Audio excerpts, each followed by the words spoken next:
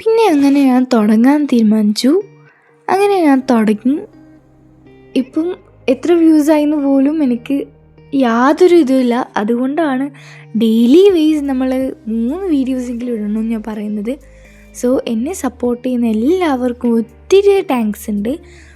പിന്നെ എനിക്ക് പറയാനുള്ളത് അങ്ങനെ എന്തോന്നറിയില്ല, പറയാനൊന്നും വായിൽ വരുന്നില്ല.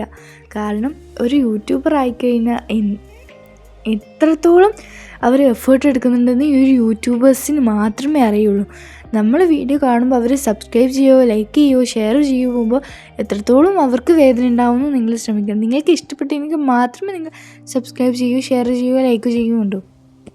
അൺസ്പീക്കബിൾ ലവ് എന്ന് പറയുന്ന ഈ ഒരു ഡ്രാമ അഥവാ ഈ ഒരു സ്റ്റോറി കഴിഞ്ഞാൽ ഞാൻ വേറൊരു സ്റ്റോറി എഴുതുന്നതായിരിക്കും.